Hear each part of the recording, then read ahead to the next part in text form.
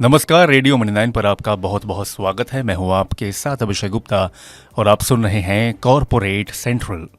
Nestle India limited की क्यों बढ़ सकती है मुसीबत। स्वराज इंजन्स लिमिटेड के शेयरधारकों के लिए आई क्या खुशखबरी, बताएंगे आपको। और इसके अलावा भी होंगी कॉर्पोरेट जगत से जुड़ी कई और बड़ी खबरें। तो चलिए फटाफट शुरू करते हैं कॉर्पोरेट सेंट्रल। शेयर बाजार में एफएनओ सेगमेंट में बीएसई की हिस्सेदारी में जोरदार बढ़ोतरी देखने को मिली है। एफएनओ सेगमेंट में बीएसई की हिस्सेदारी बढ़कर 7.4% हो गई है। दूसरी ओर एनएसई ने अपनी घटती हिस्सेदारी को देखते हुए रणनीति बदलने की योजना बनाई है। एनएसई ने इस साल कुछ नई योजनाओं के जरिए अपनी खोई हुई बाजार हिस्सेदारी को वापस पाने की उम्मीद जताई है।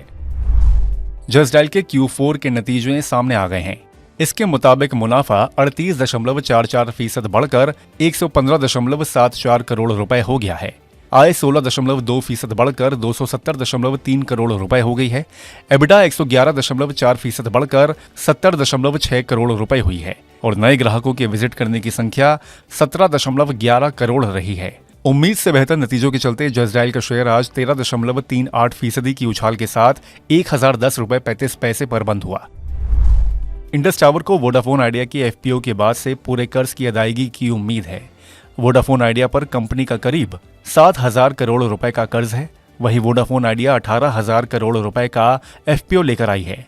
इसके चलते शेयर 1.93% की बढ़त के साथ 13.20 पर बंद हुआ। ब्रिगेड इंटरप्राइजेस की फाइनेंशियल ईयर 2024 में प्री सेल्स बुकिंग 46% बढ़कर रिकॉर्ड 6,013 करोड़ रुपए हुई है। Q4 में प्री सेल्स बुकिंग 2,243 करोड़ रुपए रही। एंटीक स्टॉक ब्रोकिंग ने कंपनी पर लक्ष्य बढ़ाकर 1,439 रुपए किया। खबर के चलते शेयर में 4.63% के उछाल के साथ 1,040.20 पर कारोबार की समाप्ति हुई। एंजल वन के भी Q4 के नतीजे सामने आए हैं।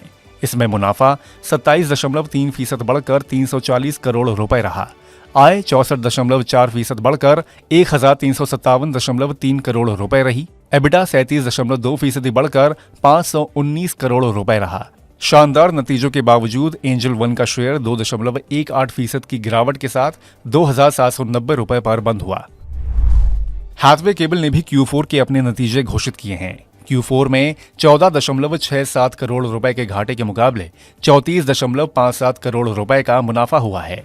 आय 459.59 करोड़ से बढ़कर 493.37 करोड़ रुपए हुई है। वित्त वर्ष 2024 में मुनाफा 65.37 करोड़ से बढ़कर 99.29 करोड़ रुपए रहा। उम्मीद से बेहतर नतीजों के चलते शेयर में 4% से ज्यादा की बढ़त देखने को मिली और कारोबार की समाप्ति 22 रुपए प्रति शेयर पर हुई।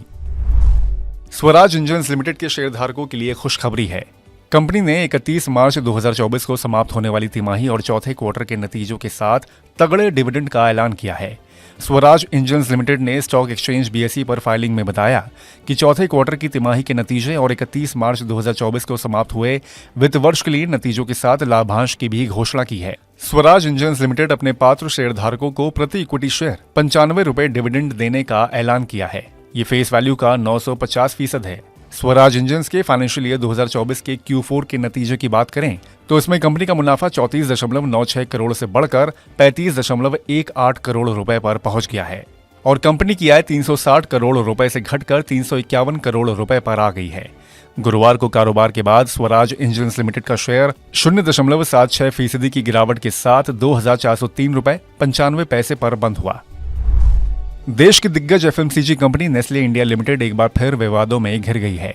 नेस्ले पर एक जांच में खुलासा हुआ है कि कंपनी भारत में सबसे ज्यादा बिकने वाले बेबी प्रोडक्ट सेरेलैक में भारी मात्रा में चीनी का इस्तेमाल करती है, जबकि इन्हीं प्रोडक्ट्स को यूरोप, ब्रिटेन और जर्मनी जैसे विकसित देशों में जब बेचा जाता है तो उनमें शुगर की मात्रा बिल्कुल नहीं होती। सेरेलैक में पाई गई एडिशनल शुगर ने निवेशकों के मन में स्टॉक के प्रति कड़वाहट भर दी है।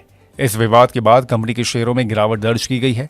गुरुवार को कारोबार के बाद नेस्ले इंडिया लिमिटेड का शेयर 2.95% की गिरावट के साथ 2,471 रुपए पर बंद हुआ। तो आज के कॉर्पोरेट सेंट्रल में बस इतना ही।